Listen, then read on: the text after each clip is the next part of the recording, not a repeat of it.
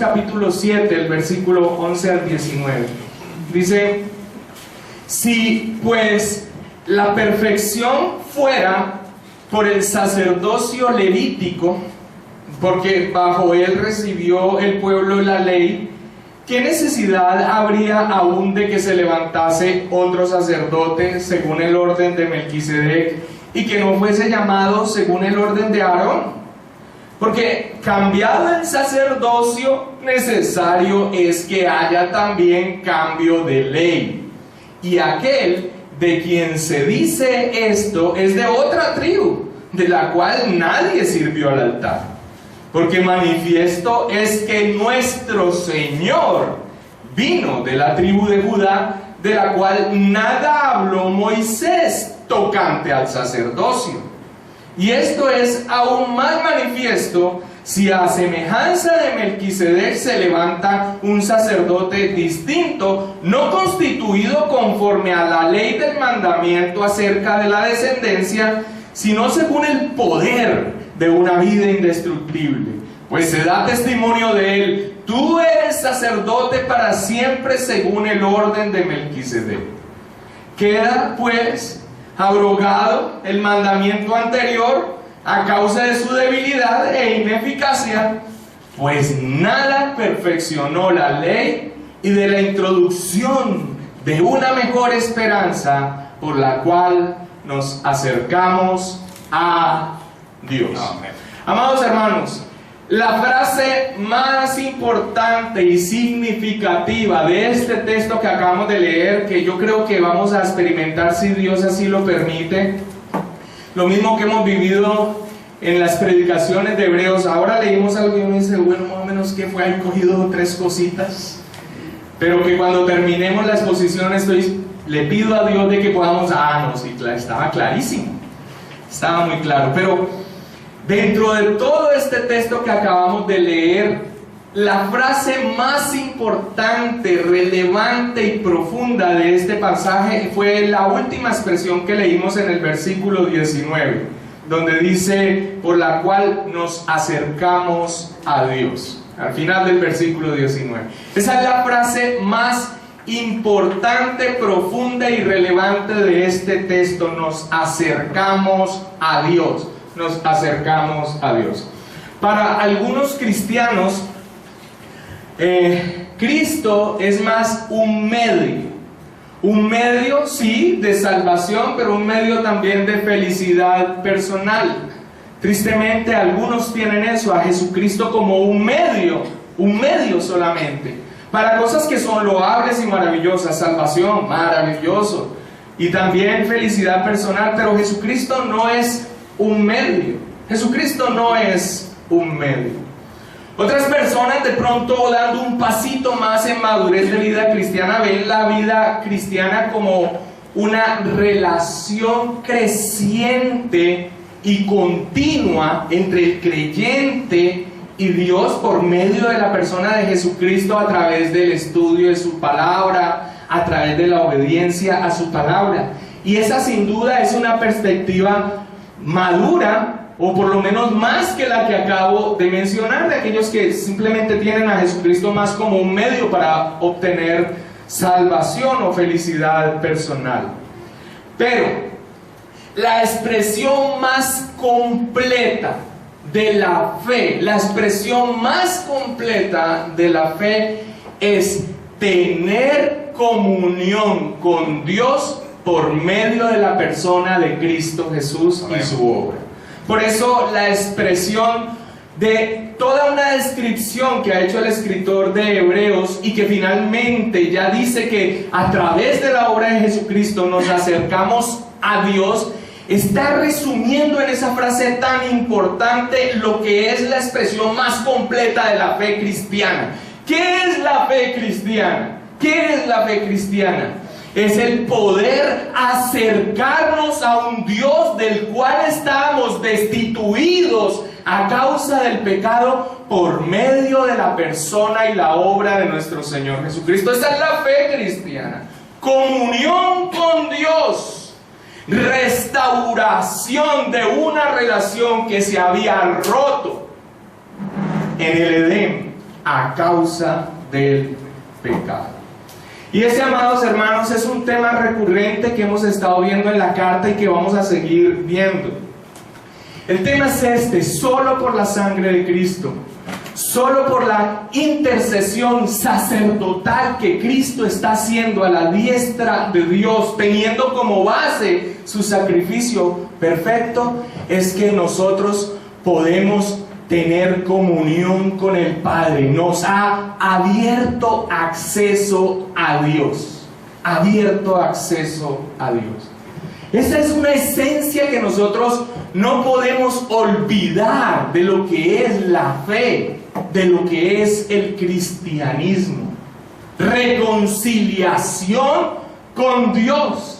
Eso fue lo que sucedió en nuestra vida gracias a la vida, a la obra y a la persona misma de Cristo Jesús. El cristianismo significa que una vez más y por la obra de Cristo estamos reconciliados con Dios. Amén. El apóstol Pablo lo resume en 2 de Corintios capítulo 5 versículo 20. Dice así: así que somos embajadores en nombre de Cristo, ¿cierto? Y dice, como si Dios rogase por medio de nosotros. O sea, está hablando del ministerio que cumplimos cuando nosotros llevamos el evangelio del Señor Jesucristo.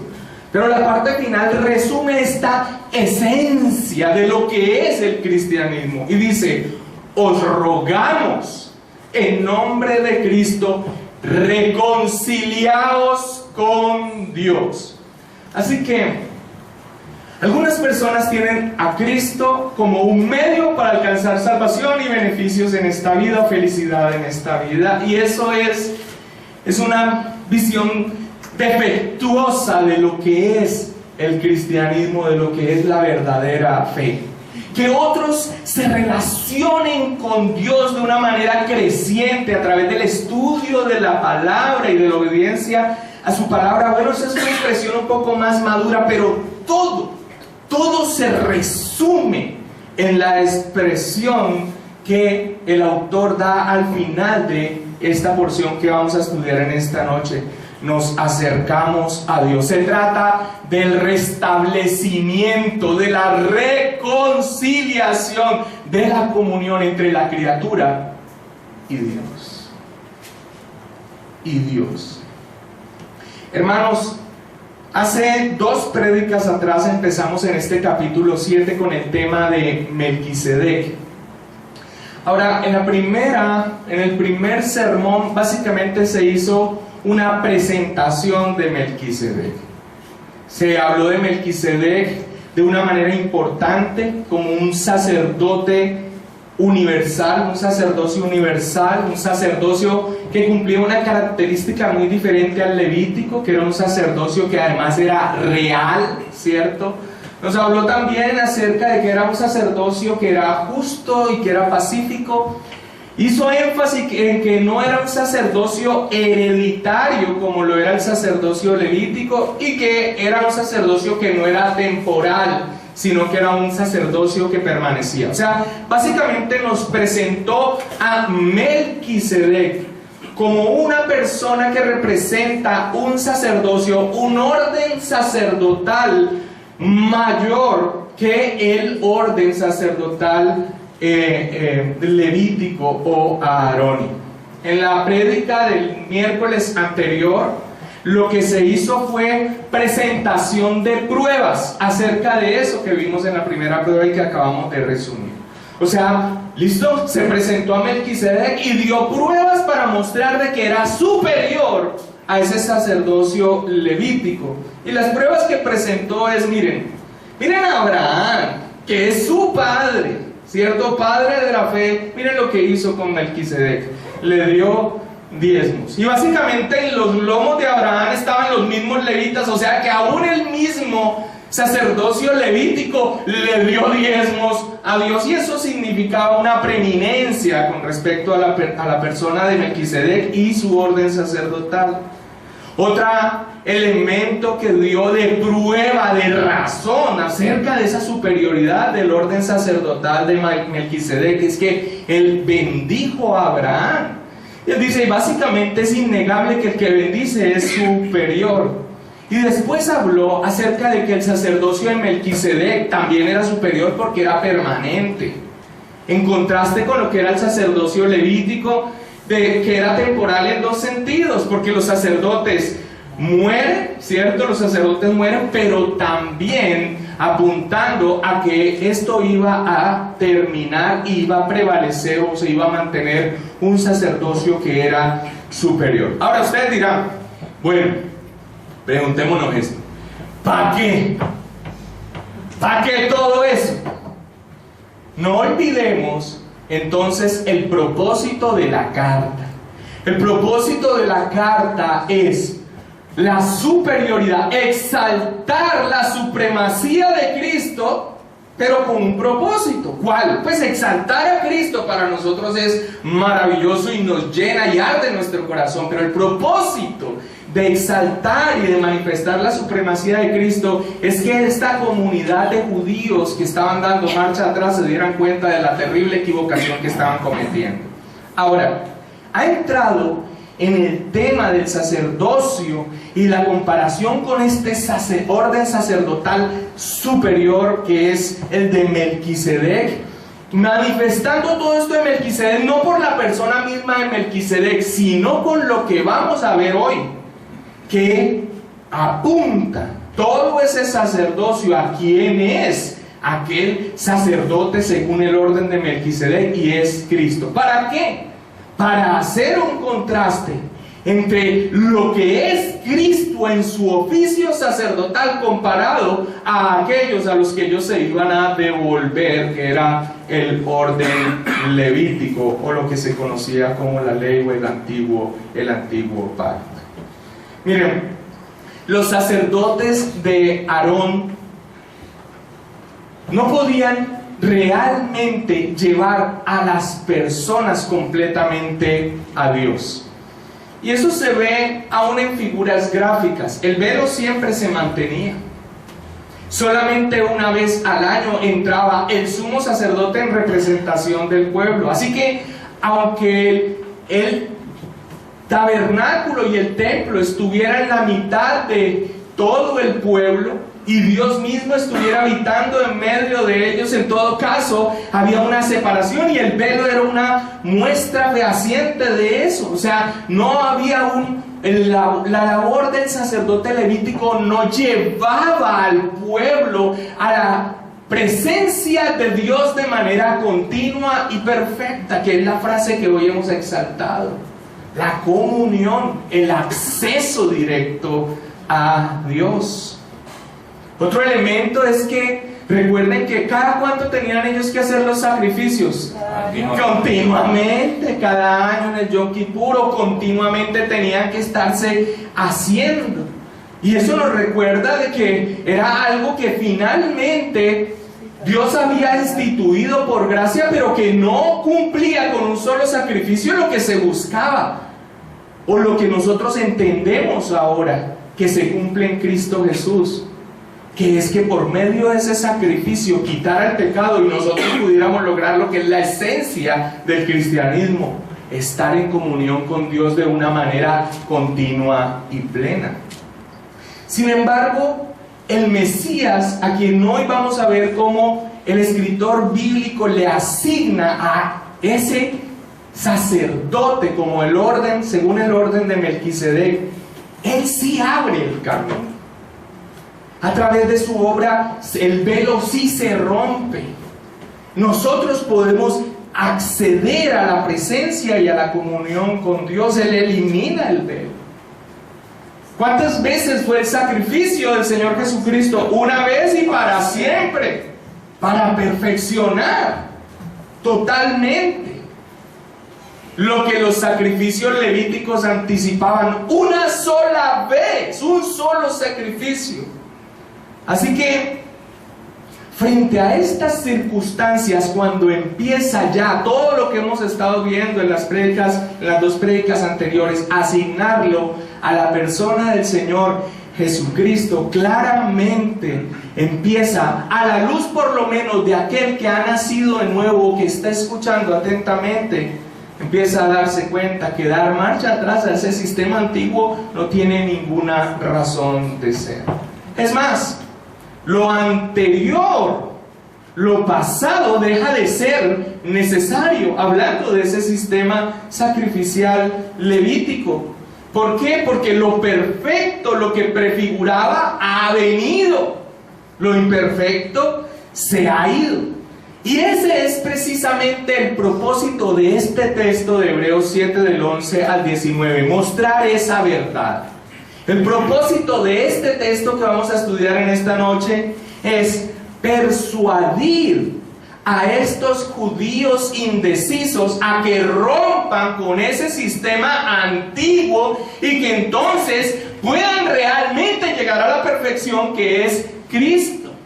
Ese es el propósito. Ahora, ¿lo logramos ver? Sabemos que no está hablando de Melquisedec por hablar de Melquisedec, de un señor por allá tiempo atrás. Todo esto lo está haciendo como una argumentación fuertísima para que se cumpla este propósito, para que rompan con ese sistema antiguo. Un sistema antiguo que no logra y que nunca tuvo el propósito de lograr lo que ellos pensaban, que era supuestamente poder acceder a Dios. No lo logró, porque no era su propósito, como lo vamos a ver. Pero el problema está en que eso lo vemos desde aquí, nosotros como creyentes cristianos. Pero pensemos en esto. Eso era un problema tremendo para aquellos que habían sido judíos. ¿Por qué? Porque ellos no se podían imaginar que el orden mosaico no solamente era temporal, sino que además de eso era incapaz de brindar perfección. Tal vez ellos en sus mentes y en sus corazones decían: pero Dios lo instituyó. ¿Quién lo instituyó? Dios mismo. Pero a través de toda esta argumentación se les está mostrando y se les está enseñando que el propósito de ese sistema, de ese orden mosaico, no era perfeccionar, y ya voy a hablar perfeccionar en qué sentido, sino que el propósito era apuntar a lo verdadero y a lo que sí traería aquello que es la esencia de la vida cristiana: comunión, reconciliación, relación con Dios. Amén. Así que lo que vamos a ver se puede resumir en una frase. El escritor bíblico se va a esforzar en mostrar la imperfección del sistema de sacerdocio antiguo y después va a mostrar en contraste la perfección del nuevo sistema sacerdotal que ya vamos a hacer referencia a él. Entremos entonces al estudio del texto después de esta introducción. Versículo 11. ¿Estamos allí? Amén. Dice así: si pues la perfección fuera por el sacerdocio levítico, porque bajo él recibió el pueblo la ley, ¿qué necesidad habría aún de que se levantase otro sacerdote según el orden de Melquisedec y que no fuese llamado según el orden de Aarón? Ahora, miren cómo inicia. Dice: si pues la perfección fuera por el sacerdocio levítico. Ahora, ¿cuál perfección? ¿De qué me estás hablando con perfección? Entonces, la escritura por lo general utiliza la palabra perfecto por lo general para hacer referencia a la madurez cristiana. O sea, se lograba perfección cuando se llegaba a ser lo que se esperaba que fuera.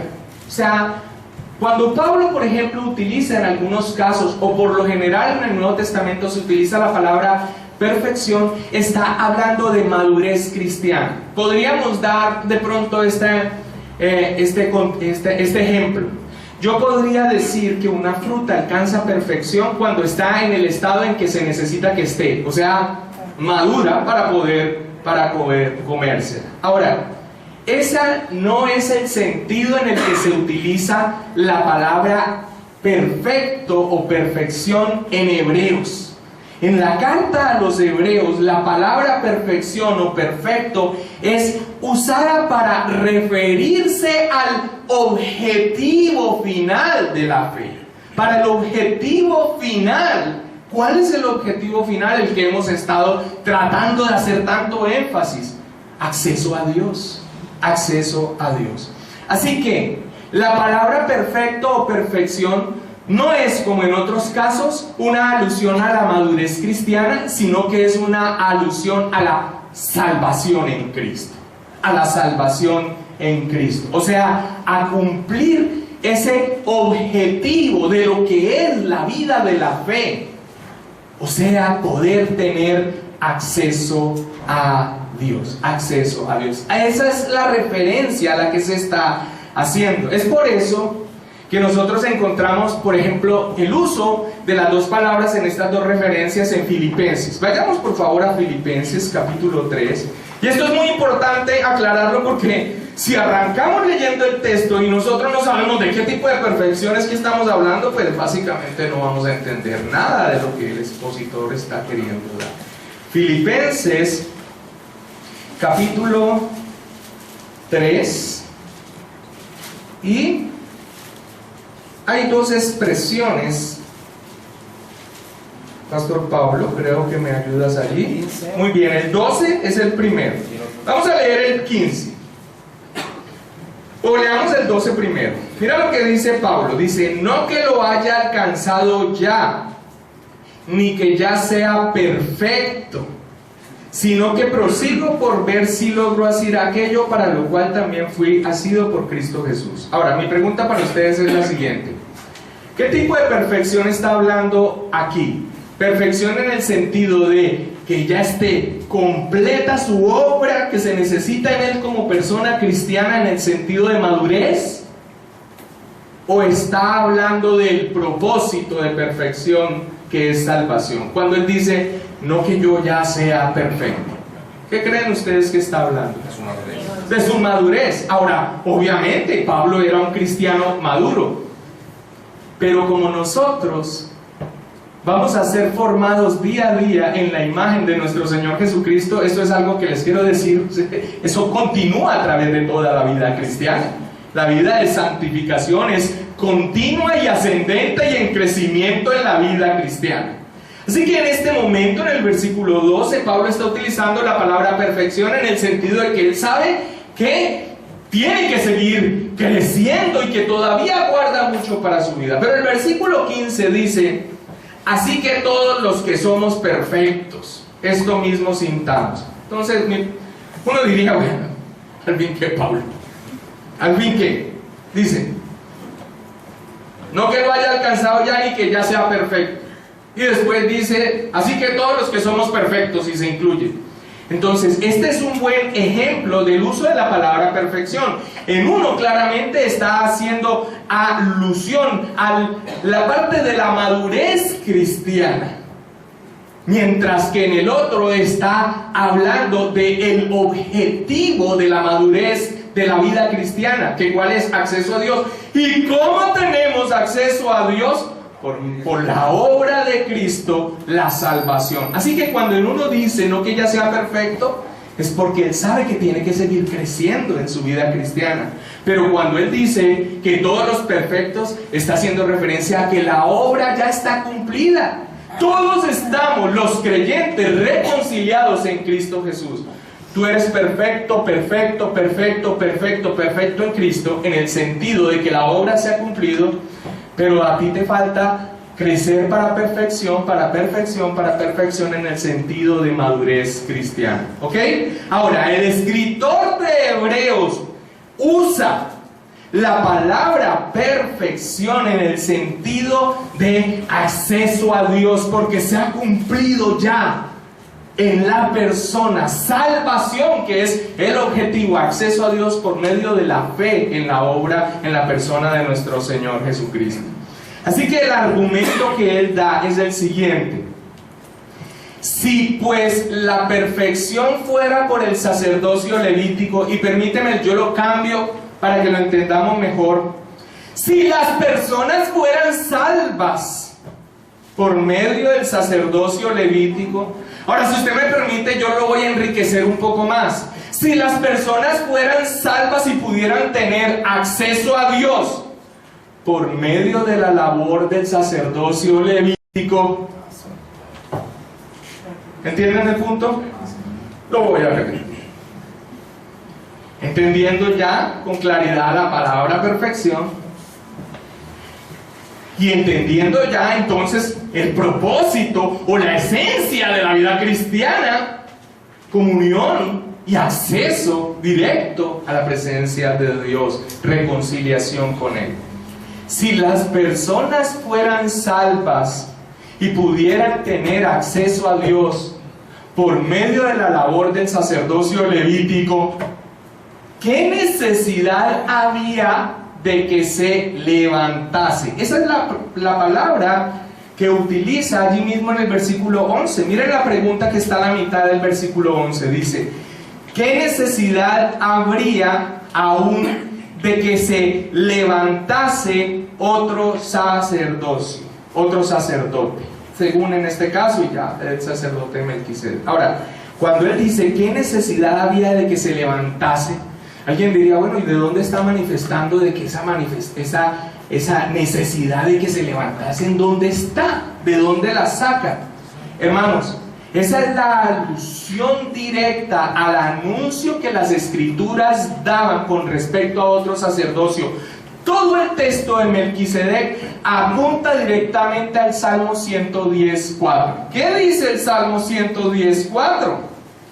Lo hemos visto una y otra vez, es esencial, porque ahí es donde está la promesa de ese sacerdote que se levantaría según un orden distinto. Y recuerden que el Salmo es ¿qué? Mesiánico.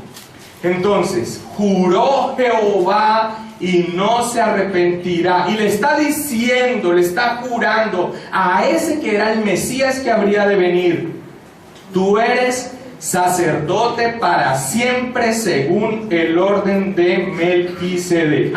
O sea que el razonamiento es el siguiente.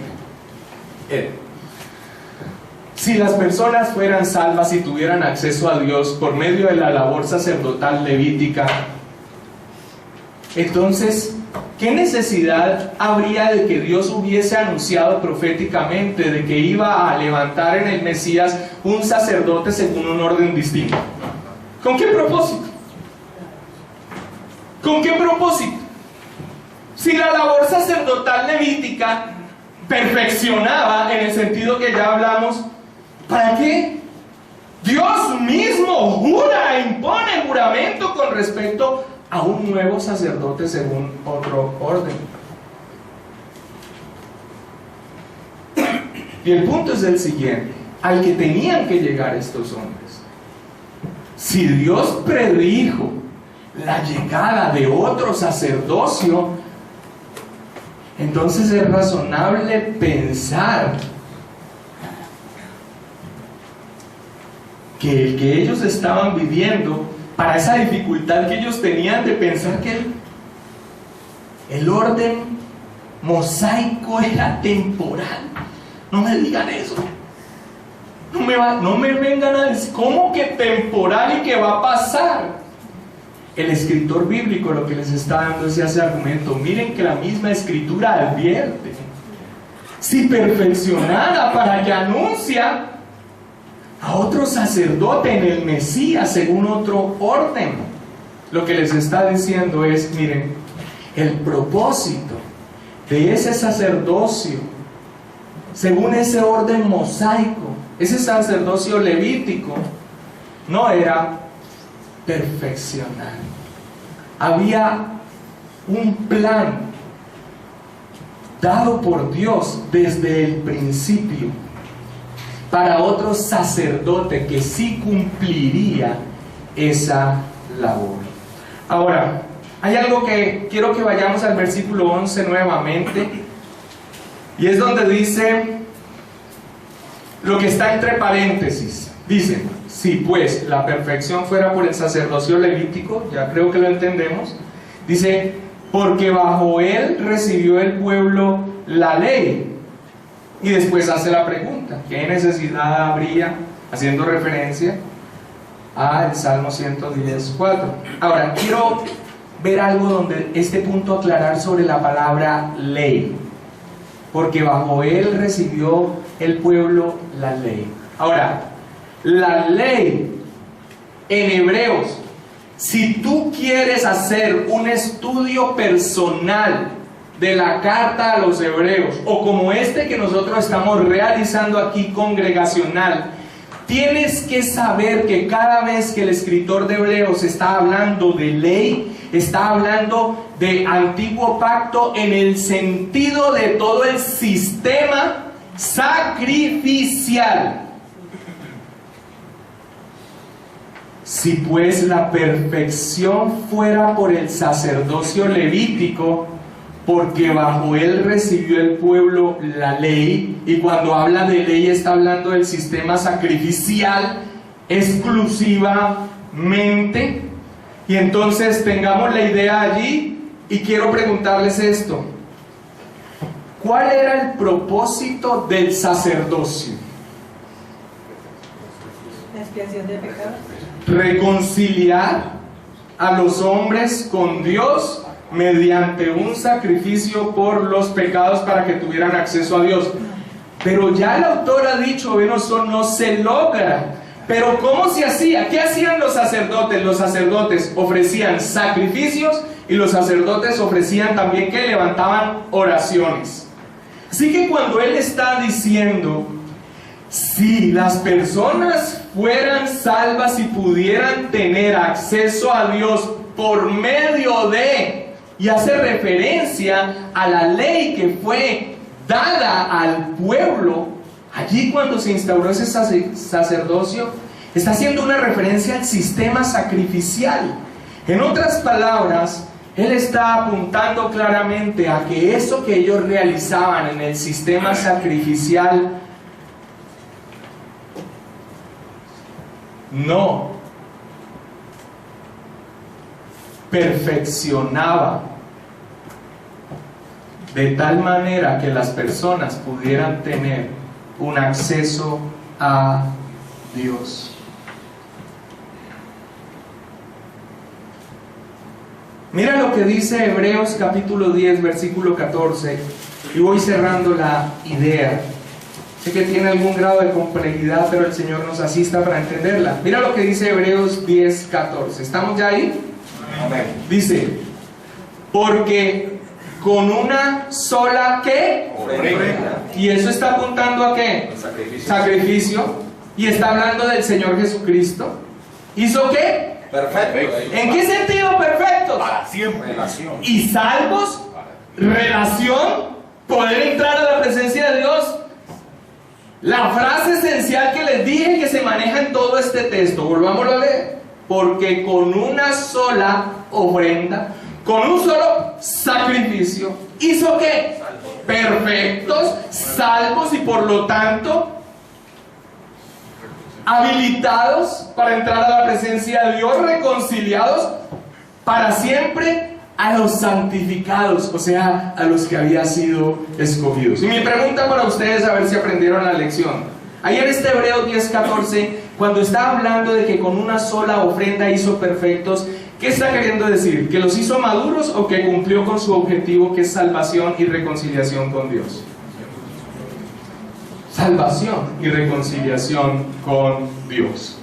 En otras palabras, lo que está en paréntesis en el versículo 11 está relacionando la labor principal que cumplían los sacerdotes levíticos: ofrecer sacrificios. Y le está diciendo, si esos sacrificios perfeccionaran, o sea, cumplieran el objetivo que se esperaba que cumplieran, entonces, ¿qué necesidad había que según la Escritura se levantase otro? Haciendo referencia a la promesa a ese Mesías en el Salmo 110.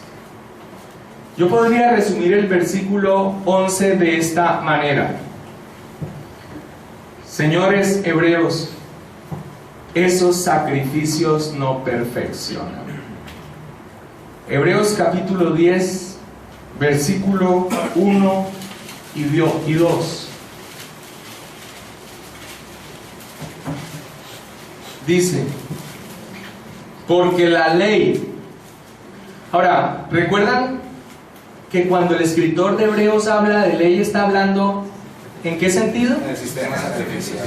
Ok, no en la ley moral, ya lo vamos a ver, no en la ley moral de Dios, sino en el sistema sacrificial. Si uno no entiende eso, termina tergiversando el texto. Mira lo que dice, porque la ley, en el sentido que lo utiliza el escritor de Hebreos, teniendo que la sombra de los bienes venideros, no la imagen misma de las cosas. ¿Recuerdan? Tipo y antitipo. ¿Ok? ¿Qué dice a continuación?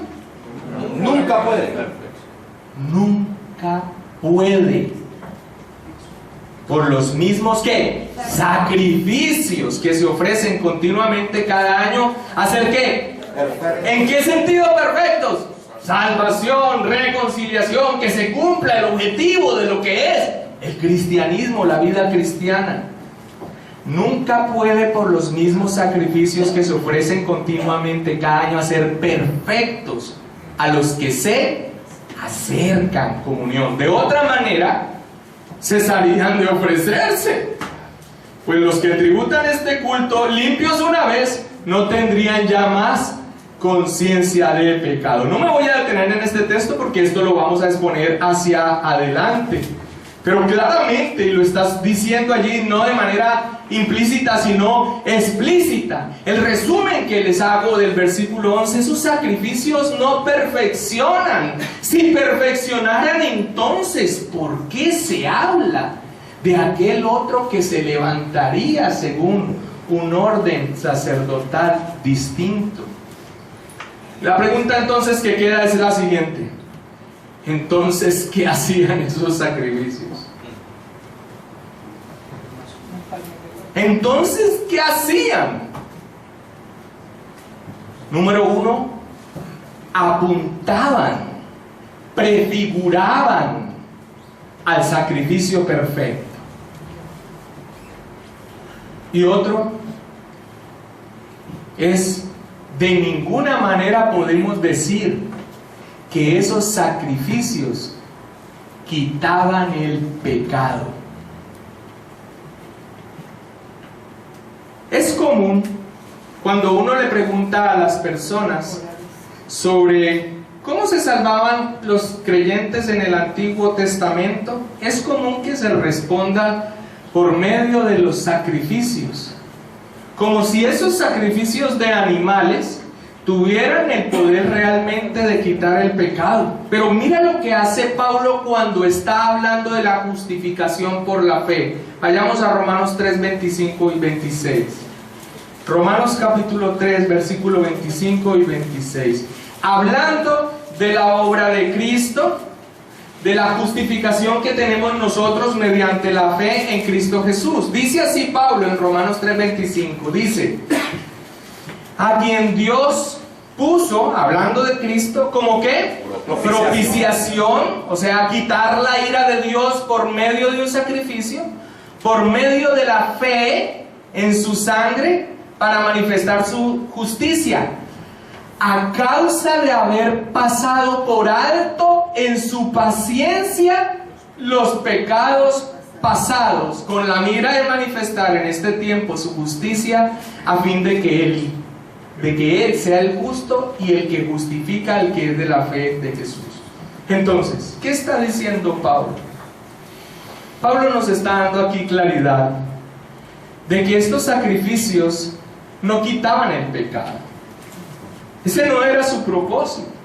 Su propósito era apuntar al sacrificio verdadero y perfecto que sí quita el pecado. Y entonces, ¿cómo se podían relacionar los creyentes del Antiguo Testamento con Dios? ¿O no se podían relacionar? Sí, sí se podían relacionar. Pero el Señor pasó por alto en su paciencia esos pecados. O sea, el sacrificio no estaba pagando por los pecados, no satisfacía la justicia de Dios. Así que Dios, en su paciencia, decidió pasar por alto los pecados de los creyentes del Antiguo Testamento,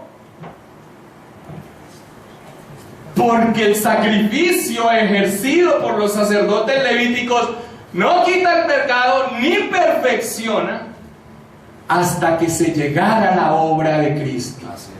Y llegada a la obra de Cristo, el sacrificio perfecto, los pecados de los creyentes, aún los que no habíamos nacido, son pagados, pero también los pecados de los creyentes del Antiguo Testamento, que Dios en su paciencia determinó pasar por alto, mientras se cumplía aquello a lo que apuntaba el sistema sacrificial. A causa de haber pasado por alto en su paciencia los pecados pasados. Si la salvación fuera por medio de los sacrificios que ofrecen los sacerdotes levíticos, ¿por qué la Escritura anuncia otro sacerdocio distinto? Les está mostrando la incoherencia, la insensatez y el grave error que ellos estaban haciendo. El versículo 12 va profundizando un poco más con esto que ellos decían. No, pero ¿cómo me vas a decir que el orden mosaico era temporal y que no cumple lo que nosotros pensamos que estaban cumpliendo? Porque en el pensamiento del judío, en un momento en que olvidó la esencia de lo que era el sistema sacrificial, pensó que así se pagaban los pecados. Más o menos lo mismo que el pueblo de Roma. Pague la penitencia y paga el pecado.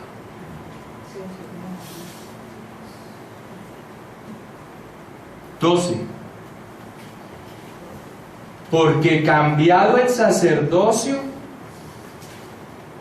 necesario es que haya también cambio de ley. Oh, qué bomba les debe haber caído. Cambiado el sacerdocio. Y recuerden que la esencia del cambio de sacerdocio es algo escritural. Les abría el Salmo 110. Necesario es que haya también cambio de ley. Quiero una vez más que recordemos que una de las principales labores de los sacerdotes era ofrecer sacrificios por el pueblo. Y no porque ese sacrificio lograra algo. Había en ese sacrificio una realidad, pero una realidad que se cumpliría después en Cristo Jesús. Así que cuando Él dice cambiado el sacerdocio, también se necesita que se cambie la ley. ¿Qué es lo que está diciendo? Lo que está diciendo allí es que ya esa ley, ¿ley en qué sentido? ¿Estamos hablando de ley moral? No. Del sistema sacrificial. Ese sistema sacrificial entonces ya no tenía cabida, ya no tenía ningún sentido. Y Él utiliza algo. El oficio sacerdotal estaba tan estrechamente ligado a la labor que hacían los sacrificios, que si el oficio sacerdotal era quitado, entonces lo que realizaban, que eran los sacrificios, tampoco tenía ningún sentido. Y eso era necesario desmontarlo de la mente de los judíos. Así es. Porque ¿cómo les dejaba? Listicos. ¿Para qué? Para venir al verdadero sacrificio hecho por Jesús, que sí perfeccionaba. Así es. Y que ellos sí tenían muy presente la esencia de la vida de fe. Reconciliación, unidad, acceso al Padre. Cambiado el sacerdocio. Ahora, cambiado viene una palabra griega que es metatitemi, que es poner en lugar de otra cosa. O sea, si se cambia el sacerdocio y se pone otra cosa en su lugar, obviamente lo que ese sacerdocio antiguo cumplía, apuntando a los sacrificios, no tiene ningún sentido. Cumplir la ley ceremonial ya no tiene ningún sentido. Qué dificultad tremenda debe haber sido para ellos aceptar la temporalidad de la ley, en este caso de la ley ceremonial. Ahora, lo que es muy importante tener presente es que Jesucristo vino a quitar la ley. ¿Vino a qué? A cumplirla. Él no vino a abrogarla, sino a cumplirla. Ahora, Él habla de la ley en el sentido, cuando dice yo no vine a abrogar la ley, sino a cumplirla, está hablando de las Escrituras. Y es que en oportunidades se habla de la ley hablando de las Escrituras, pero también vino a cumplir la ley en otro sentido, moral, vida perfecta, semejante a nosotros en todo, pero sin pecado. Pero es que además de eso cumplió la ley en otro sentido, la ceremonial también. Así que era difícil para ellos aceptar la temporalidad de aquello que había sido la esencia en su pensamiento de la relación con Dios, y darse cuenta de que esto simplemente era algo que apuntaba y que guiaba a lo que cumpliría realmente ese propósito.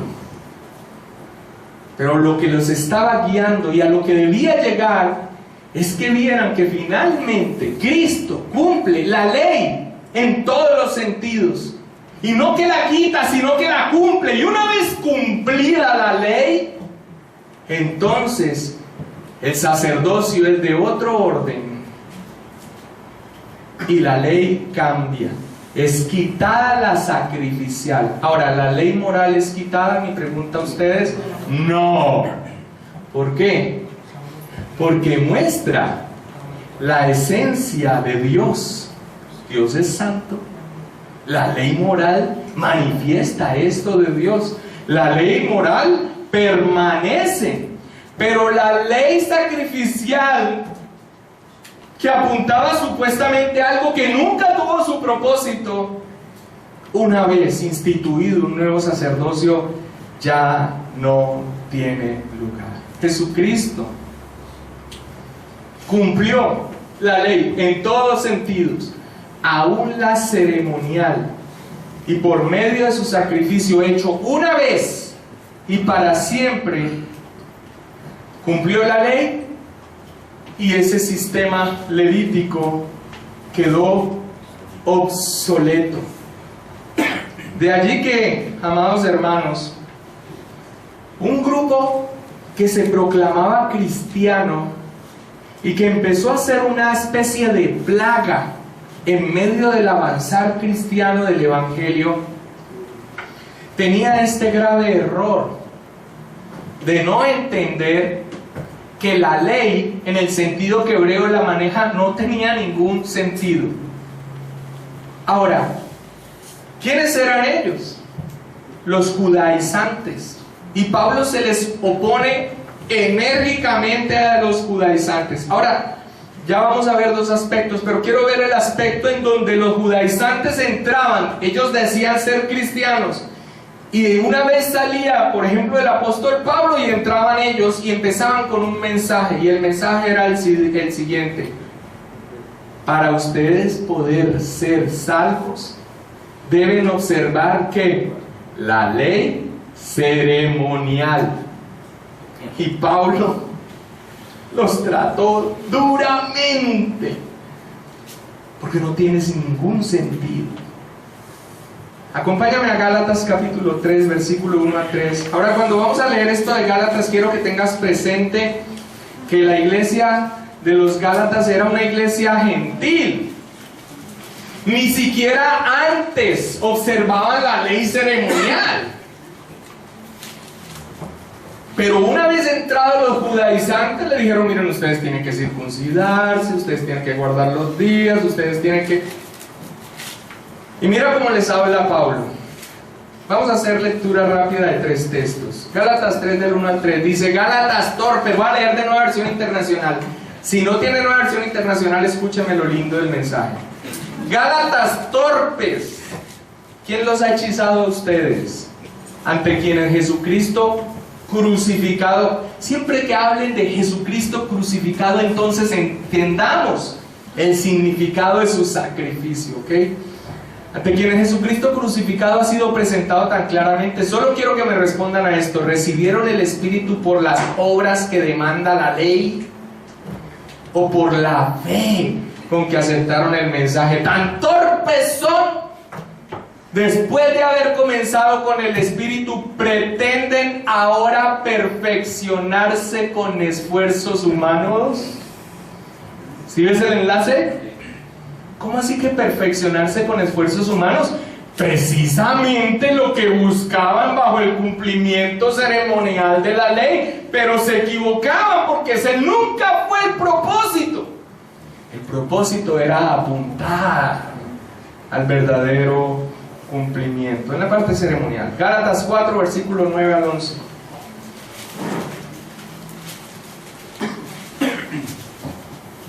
Dice: mas ahora, conociendo a Dios, o más bien, siendo conocidos por Dios, ¿cómo es que os volvéis de nuevo a los débiles y pobres rudimentos a los cuales os queréis volver a esclavizar? Guardáis los días, los meses, los tiempos y los años. Me temo de vosotros que haya trabajado en vano con vosotros. Ahora, cuando dice guardáis los días, los meses, los tiempos y los años, claramente está hablando también de parte de ese sistema sacrificial. El sistema sacrificial no era solamente, en el concepto de la ley en ese sentido, solamente el sacrificio como tal. Tenía otros elementos, por ejemplo el que vemos en el capítulo 5-6, dice, de Gálatas, capítulo 5-6, es el último texto de Gálatas. Dice: porque en Cristo Jesús ni la circuncisión vale algo, ni la incircuncisión, sino la fe que obra por el amor. Así que, amados hermanos, esto era el punto. Tan difícil para ellos aceptar la temporalidad de la ley. Aceptar la temporalidad de la ley. La nación se fundamentó de alguna manera sobre esto, pero erraron, porque el propósito no era perfeccionar. Versículo 13 del texto de estudio dice: y aquel de quien se dice esto. Ahora, quiero que noten lo siguiente. Esta prédica es más una prédica conclusiva de todo lo que hemos estado estudiando. No se trataba de la persona de Melquisedec, y no se trataba de en qué sentido su sacerdocio era mayor. Se trataba de Cristo. Todo el argumento del capítulo 7, del 1 al 10, estaba finalmente destinado a este punto, al punto de que se trata de Cristo. Ese es aquel que no solamente es el Cristo, sino que también es aquel de quien se juró que sería sacerdote según el orden de Melquisedec perpetuamente. Con lo que sacerdote significa, ¿lo entienden? Sacerdote, sacrificio, reconciliación, cumplimiento del objetivo. Y aquel de quien se dice esto es de otra tribu, de la cual nadie sirvió al altar. porque manifiesto es que nuestro Señor vino de la tribu de Judá, de la cual nada habló Moisés tocante al sacerdocio. Ahora, hermanos, miren, los creyentes judíos no tenían problema de ver en la enseñanza mesiánica del Salmo 110 a Jesucristo en su oficio real. No tenían problema. Es más, cuando de alguna manera lo identifican, aunque es otro tipo de Mesías el que tienen en su corazón, ellos no tienen ningún problema de proclamar: hijo de David, hijo de David. Así que ellos no tienen problema de identificar en el Salmo 110 el oficio real del Señor Jesucristo. Es más, ellos sabían por las Escrituras que el Cristo vendría del linaje de David, de la familia de David, y también sabían que debían nacer en Belén, obviamente estrechamente ligada a ese punto. Pero ojo con esto: ver al Mesías como sacerdote, ver al Mesías en un oficio sacerdotal, para ellos era un cortocircuito, porque era contrario a la ley. ¿Me entienden el punto? Y la respuesta que da el autor bíblico es el siguiente: es que es totalmente distinto. Pertenecer al orden sacerdotal de Melquisedec es algo totalmente distinto de ser descendiente de cualquiera de las tribus de Israel, incluyendo la de Leví, de cualquiera. ¿Por qué? Porque vimos, cuando vimos las características de Melquisedec, que Melquisedec, ¿de qué tribu era? No.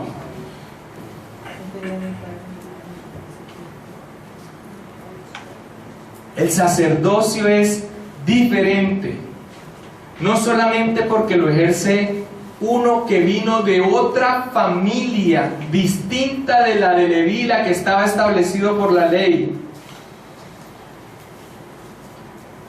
sino también en este sentido, amados hermanos, y vamos ampliando la visión. El sacerdocio también es distinto, no solamente porque no era por descendencia, sino porque no se ejerce en la tierra, sino que pertenece al orden de lo eterno. No era como el sacerdocio levítico. Y quiero hacer un paralelo en sus oficios para ir cerrando el tema. Como descendiente de David, que ellos lo podían identificar, al Mesías en su oficio real. ¿Cómo fue su reino? ¿En dónde fue su reino? ¿Su reino fue terrenal? ¿Qué dice? Mi reino no es de este mundo, sino que su reinado es espiritual, eterno. Y lo mismo sucede en su orden, en su oficio sacerdotal. Él es el gran sumo sacerdote que traspasó los cielos.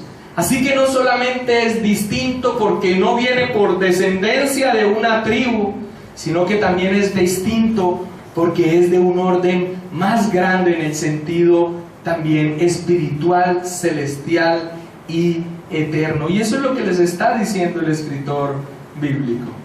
Por más dificultad que ellos tuvieran de enlazar el oficio sacerdotal a aquel Mesías, así identificaran a Jesús como el Mesías, esta parte les costaba trabajo. Y el versículo 15 lo reitera, dice: y esto es aún más manifiesto si a semejanza de Melquisedec se levanta un sacerdote ¿cómo? Distinto, no constituido conforme a la ley del mandamiento acerca de la descendencia, sino por algo distinto.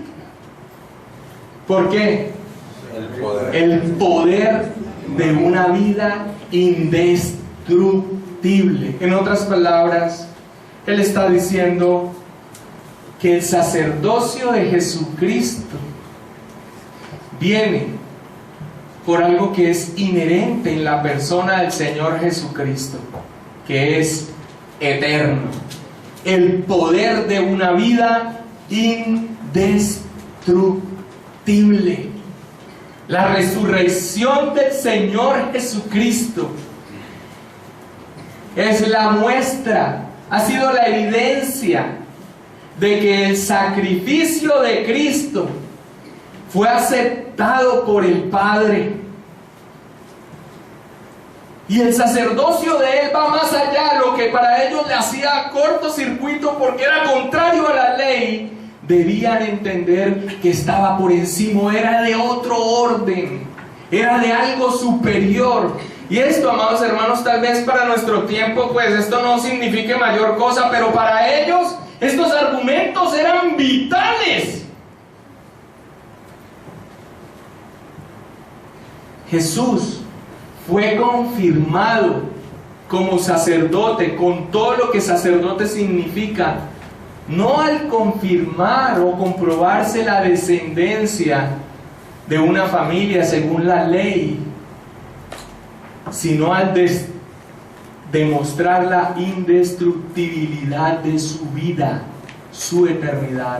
Él era Dios. Hebreos capítulo 1, versículo 3 nos lo dice.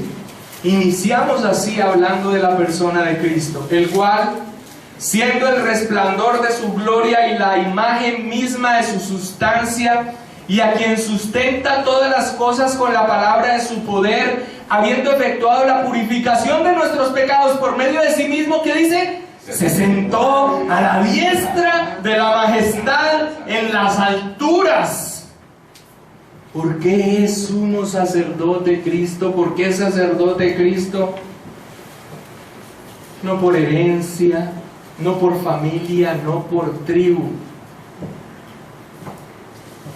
sino por su vida indestructible.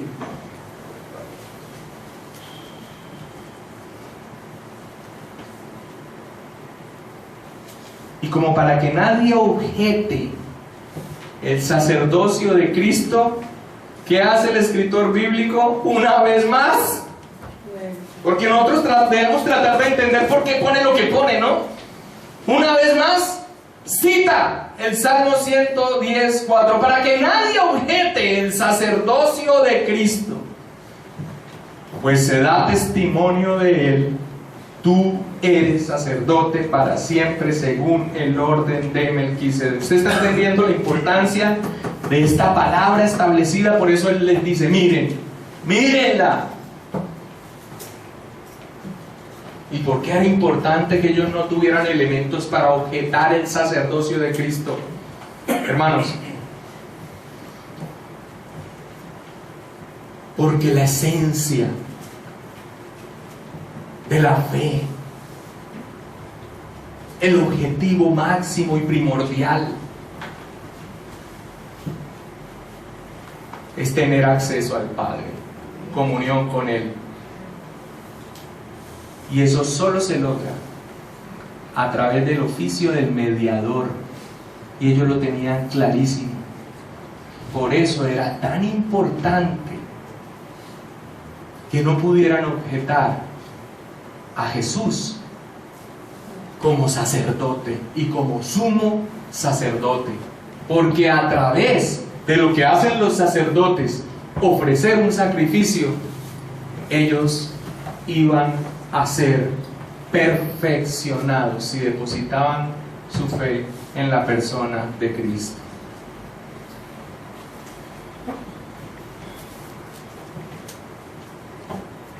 En conclusión, el versículo 18 y 19 dice, ahí sí no hay ni para explicación, lo dice directamente: queda pues abrogado el mandamiento anterior a causa de su ¿qué? Debilidad. ¿Y por qué debilidad e ineficacia? Porque no lograban lo que ellos pensaban que lograban. Pues ¿qué? Nada. Nada perfeccionó la ley. ¿Y ley en qué sentido? Sacrificial. Nada perfeccionó el sistema sacrificial. Y de la introducción de una mejor esperanza, por la cual ¿qué? Nos acercamos a Dios. Nos acercamos a Dios. Ahora, hermanos, yo quiero terminar con esto. Ustedes recuerdan, por allá en el capítulo 5, cuando Él les dijo, es difícil de explicarles este tema. Hay mucho para enseñar, pero me es difícil de enseñar. Ahora, por una situación de inmadurez también de ellos, pero sobre todo por una incapacidad moral. Pero nosotros ya podemos entender en esas palabras, aún para nosotros, requiere profundizar en el estudio para entender el argumento que está dando el escritor bíblico. Amados hermanos, resumir básicamente lo que este texto dice. El sacrificio en la ley de Moisés no perfecciona a nadie. Ese no era su objetivo. Su objetivo era apuntar al sacrificio perfecto. Jesús es el sacerdote que ofrece un sacrificio perfecto. Él es sacerdote y a la vez es el sacrificio que nos permite acercarnos a Dios, acceso a Dios mediante la fe en Él. La esencia de la vida cristiana. Vamos a orar.